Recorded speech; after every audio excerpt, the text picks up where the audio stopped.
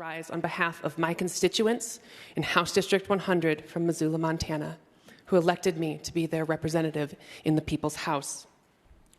Today, I rise in defense of those constituents, of my community, and of democracy itself. Last week, I spoke on the governor's amendments to Senate Bill 99, which banned gender-affirming care. This was a bill that was one of many targeting the LGBTQ community in Montana. This legislature has systematically attacked that community. We have seen bills targeting our art forms, our books, our history, and our health care. And I rose up in defense of my community that day, speaking to harms that these bills bring and that I have firsthand experience knowing about. I have had friends who have taken their lives because of these bills. I have fielded calls from families in Montana, including one family whose trans teenager attempted to take her life while watching a hearing on one of the anti-trans bills. And in that hearing, our caucus pleaded with the Republican chair of the Judiciary Committee to not allow certain testimony, to keep decorum. And we were told a lot of people have a lot of opinions on these things. So when I rose up and said, there is blood on your hands, I was not being hyperbolic.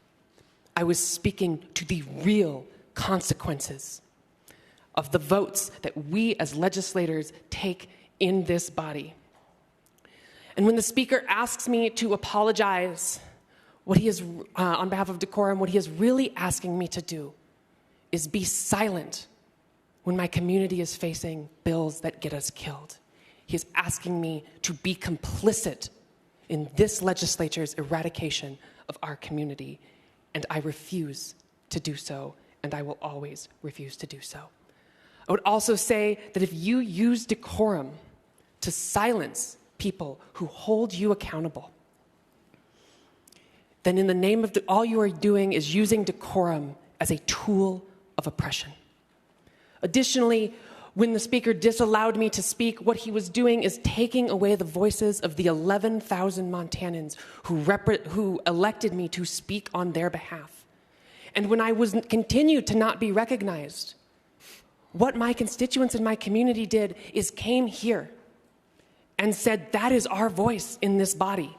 Let her speak. Let her speak. And when the speaker gavelled down the people demanding that democracy work, demanding that their representative be heard, when he gavelled down, what he was doing is driving a nail in the coffin of democracy. But you cannot kill democracy that easily. And that is why they kept chanting, let her speak. And why I raised my microphone to amplify their voices, to make sure that the people who elected me here are heard. And that when this body seeks to pass bills that harm our community, that get us killed, that this body is held accountable for those actions. I'm not sure what comes next here, but what I will say is I will do what I have always done. I will rise in support of my community. I will take the hard and moral choice and stand up in defense of the people who elected me to do so and the people in our communities. And I will say I'm grateful for those who stood up in defense of democracy on Monday. And I will also say that I hear everyone. I hear my constituents. I hear your constituents. 1 minute. Who say thank you for standing up. And while there were comments about safety, I would say that the protest was peaceful. And I would also say that when we talk safety, we think about the safety that our bills bring or don't bring. Because you say there was staff endangered, but I know in this building, in the quiet hallways when it's just me, the staff come up to me and they say thank you.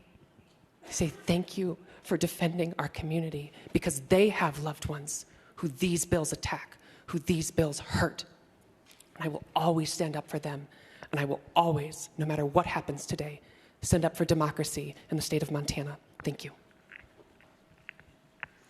Representative Windy Boy.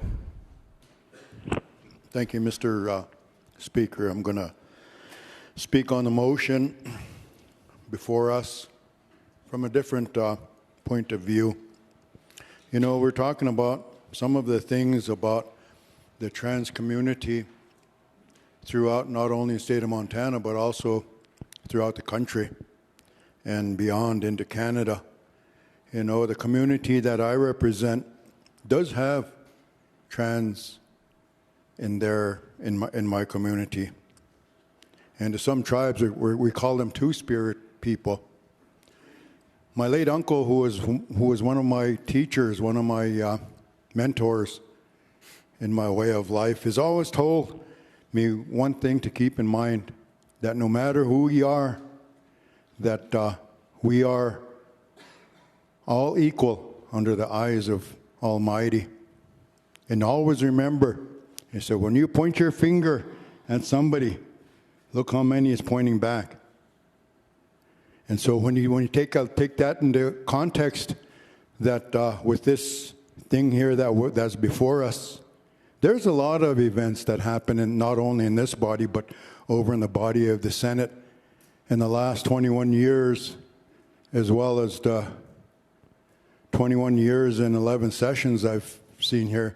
This is nothing compared to some of the events that occurred that we're making this as egregious as they are. We had a Democrat leader that sat right in that third row there, fourth row, almost go fisticuffs with the representative on the other party on the other side over there. And the Great Falls Tribune even has pictures in the gallery that had them going at it. That was uncalled for. That was so much unrest here. Why weren't they taken to the level of this? Maybe it was because of whatever situation that was at the time. And even over in the Senate, there was votes that were taken, there were bills that were on the floor that we were in the minority been silenced. And we got up and we hit the desk. We almost got charged for messing up the state's property. Why weren't we disciplined at that time? We should have. I would have went to jail because I would have been found guilty. But at the same time, we are picking one person in this body for something that she believes is right. The one situation that she stands to represent the same amount of people that I represent, the same amount of people that she represents, he represents, she represents down the line. But yet we stand in solidarity with each other to the level of where we should get along. That's what it is. In the last since 2016, that's when the whole country had gone so far right, so far left to the values that just pits one against the other, and exactly the same verbiage that my colleague here is being in a situation where she can't come in here. There's a Florida congressman who said the same words last week. Why hasn't the Congress disciplined him? What we're doing to my colleague here. What's good for them should be good for us, vice versa. So I think that we need to just put this behind us. Let her represent the people that she represents. Let's get on and let's do the people's work, what they sent us here for. Vote no. Representative Casey Knutson. Thank you, Mr. Speaker. Members of the 68th Legislature, you know, one of the most important rights of any legislative body is the right to regulate the conduct of its members, as well as discipline a member as the body deems appropriate. A state legislative body possesses inherent rights of self-protection, which is reflected in our own House rules in the definition of a question of privilege, which includes anything that affects the collective rights, safety, dignity, and integrity of the House. Our state constitution provides that either House may punish a member with good cause shown, with the concurrence of 2/3 of all of its members.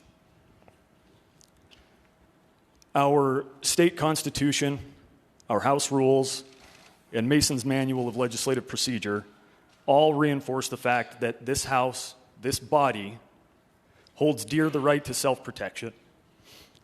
We today are exercising this right based on the inappropriate behavior on the House floor of the representative from House District 100 on April 24th, 2023. This behavior violated the collective rights and safety of 99 other members of this body, our staff, our pages, and the public. And based on this showing of good cause, I would recommend a yes vote on the motion to discipline the representative from House District 100. Thank you, members. Thank you, Mr. Speaker. Representative Howe. Thank you, Mr. Speaker. Members, I hope no one is expecting any jokes from me today because I think what we're doing here is deeply, deeply serious. I want to echo my friend and colleague in seat 31 and remind us why we're here. We're here because we are struggling with a debate that we have had from the beginning of this session on a set of bills. Bills that directly and daily impact the LGBT community. I will remind the body that not one Democrat brought any of those bills. We did not go to look for that fight. But when it came to us, we did what we had to do. We did our job. We stood up. We stood with our community. We told the truths that we live every day. We hoped you would listen. That's our job. It is deeply unsurprising to me that the community responded on Monday the way that they did. Because it's not just that one of our own has been silenced. It's that that's happened after a session of debating bills that only impact some of us and struggling to fight for equal treatment under the law. I will remind folks that the right to protest, and in fact the right to protest against the government, is a clearly held right in both the state constitution and the federal constitution, and we took oaths to protect those constitutions.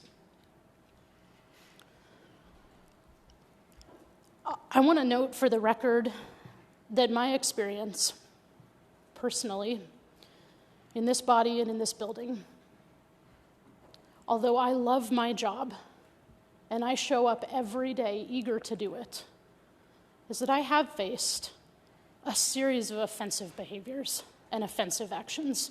There are people in this room who have said things about me in the press and online that I find deeply offensive. Deeply offensive. And I find that there's been a pattern of unwillingness to listen to a diverse set of opinions on the bills in front of us, and that is our job.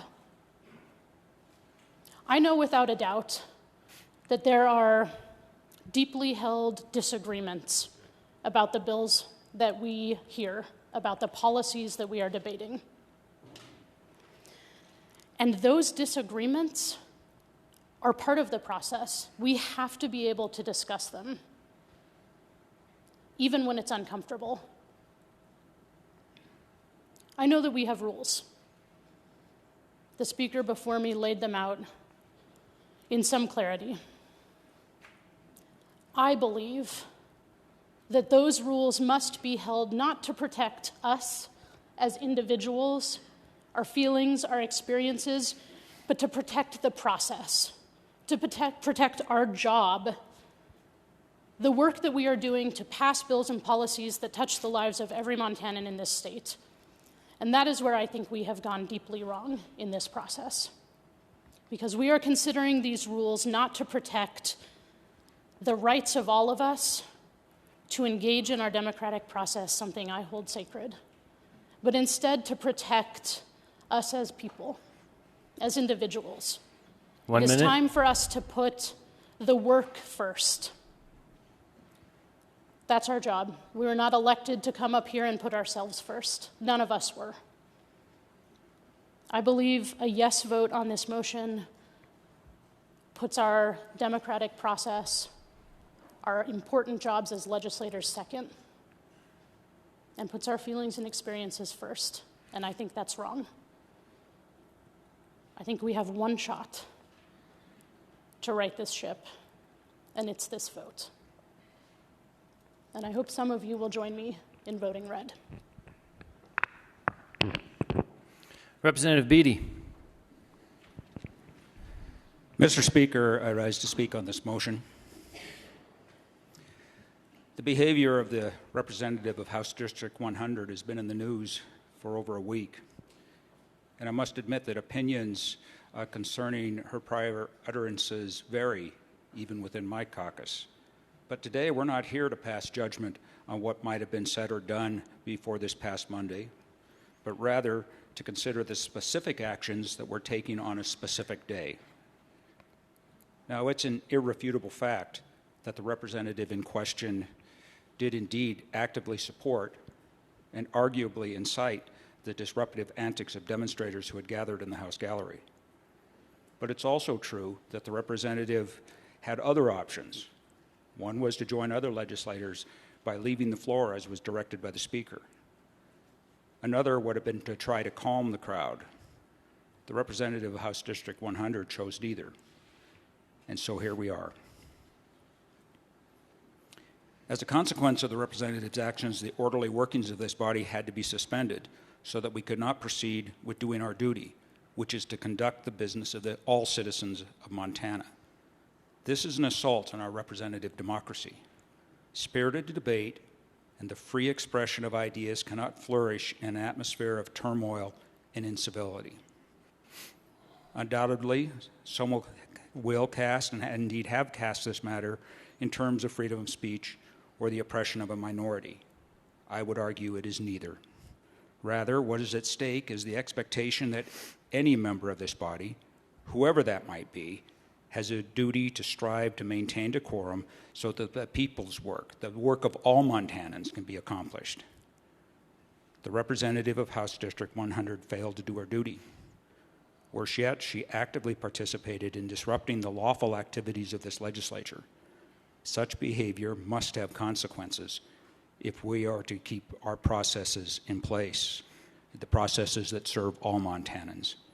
And for that reason, I must support the motion that is before us today, and I urge you to do so as well. Mr. Speaker. Minority Leader Abbott. Thank you, Mr. Speaker.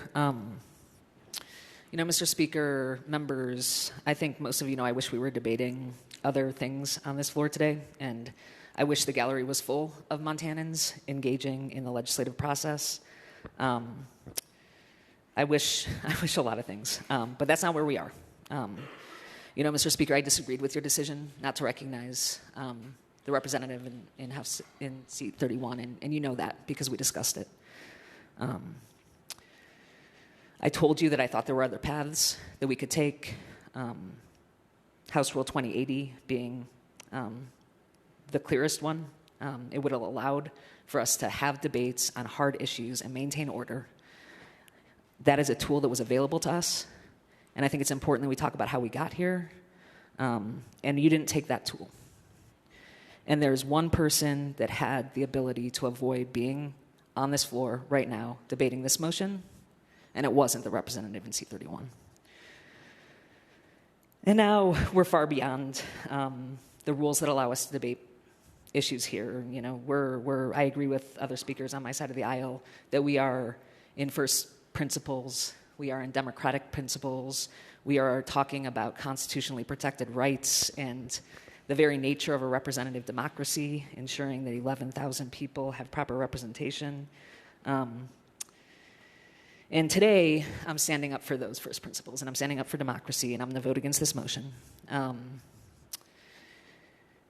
But it should not go without saying, and I think it's obvious to a lot of us, that there is an opportunity cost to choosing this path. We don't have a state budget. We don't have a plan for housing. We don't have a plan for childcare. We don't have a plan for permanent property tax relief. We don't have a plan for mental health. We don't have a plan for provider rates. And today we're on this floor debating this motion, and hopefully we can get back to work. I sure hope so. But today I'm going to vote in support of constitutional principles. And you know what? I agree that you absolutely can do this by rule, by the Constitution, by Masons. But just because you can do it does not mean that's the right choice. I think it's the wrong choice. I hope we don't make it today, but if we do, we'll have to move on and see if we can get the work of Montanans done. But today I have to show Montanans that we care about these first principles first, and we'll deal with our business later. I hope you vote no. Thank you, Mr. Speaker. Representative Moore. Yes, Mr. Speaker and members of the body, I stand here in favor of the motion that is before us. The offense that occurred on April 24th by the representative of House District 100 is irrefutable. We all witnessed firsthand the violations that have already been articulated, and were also witnessed throughout local and national media. There's a fundamental human principle that each of us are responsible for our actions for ourselves, and we bear the consequences of our behavior and our actions. Today, I would like to focus more on the reasonableness of the motion. We're not wanting to ignore what happened, nor are we wanting to overreact. The disciplinary actions that are proposed, from my perspective, are reasonable and prudent, and the measures proposed ensure the safety of the body and all who participate in the work of the House. With these articulated consequences, let's clearly understand that the representative continues to serve our state. The representative will continue to have the opportunity to serve District 100, vote on all bills before the floor of the House, and to complete the 2-year term. It's my opinion that the discipline proposed is fair and reasonable given the circumstances. This motion allows the representative to serve constituents and provides an opportunity to re-engage with the entire body in the future. I am hopeful that we will be able to complete our current session in the coming days with honor, finishing well. I am also hopeful that the representative being disciplined will understand the significance of the actions taken on April 24th, and that future engagement with this body will resume. My desire is that this session and the sessions before us will have lively debates, respecting one another, and continuing to serve Montanans well. I urge your support for this motion. Majority Vinton, would you care to close on your motion? Thank you, Mr. Speaker, members. We have heard the debate. We were all present and observed the conduct of the representative from House District 100 on April 24th. This conduct cannot be allowed to stand. Our constituents and our state deserve better. They deserve our full attention, and this institution and body deserve the respect of all its members. However, it has not been respected, and we must regain the decorum of this body, not only now, but also to set precedent for the future. Therefore, good cause has been established, and I urge the body to vote in favor of this motion. Thank you, Mr. Speaker. All right, members, this is a 2/3 vote. All those in favor of the majority leader's motion vote aye. Those opposed vote no. Clerk, record the vote. Are there absentee votes? Mr. Speaker, Representative Weatherwax votes no.